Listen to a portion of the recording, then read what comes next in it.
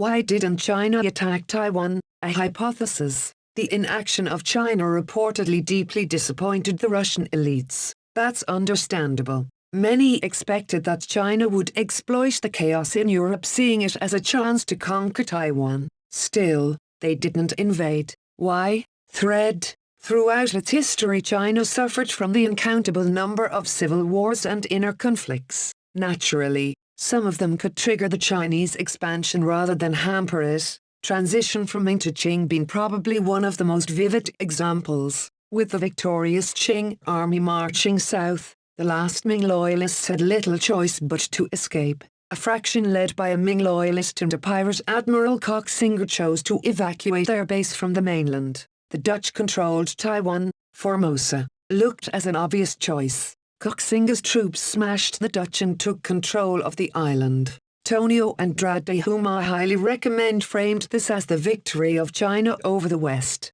But it was not the central government in Beijing that captured Taiwan for China, it was a defeated fraction in the Civil War. Civil strife being a trigger of the territorial expansion is a well-known pattern in the history of the British Isles. Stuarts are imposing the High Church.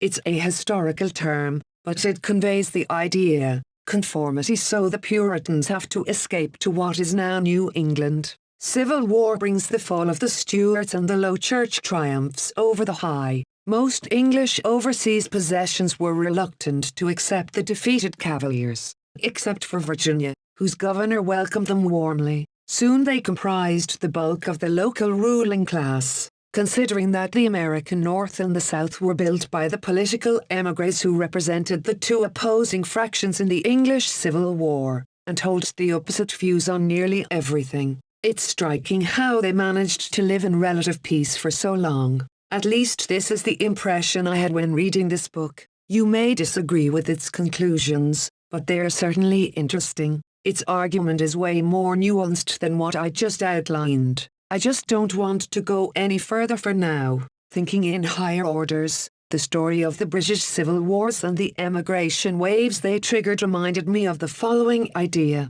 It was probably the inability to live in peace with each other rather than thirst for food or resources that triggered the human expansion. The transition from Ming to Qing that triggered the destruction of European colonies on Taiwan and the true incorporation of the island into China may be a good example of this pattern. It was not the government who conquered it, it were the evacuating rebels. Being located far enough from the mainland to grant a certain security but close enough to allow for a mass evacuation, Taiwan was an obvious choice of a safe haven for a losing fraction in the Civil War. In the 17th century it would be Ming, in the 20th century it was the Kuomintang. The civil war between the KMT and the Communists, with the numerous warlord fractions clinging to this or that side, had been going for decades. During the World War II the KMT was too busy fighting the Japanese.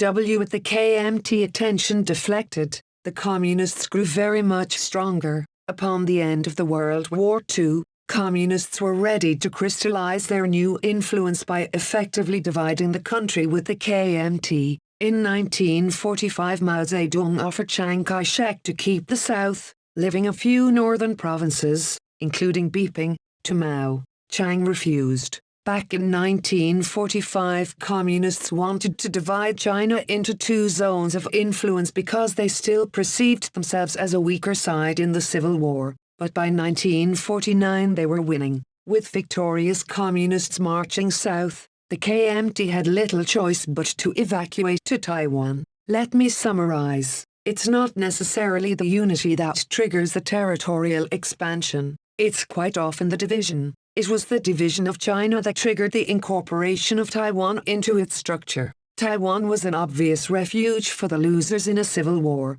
Communists didn't always stand for the unity of China. They wanted to divide it while being weaker. In 1945 to 1949 the balance of power between the CPC and KMT reversed. Taiwan was the only foothold the KMT could evacuate to and realistically hope to keep from the CPC onslaught. That's enough for today. End of thread.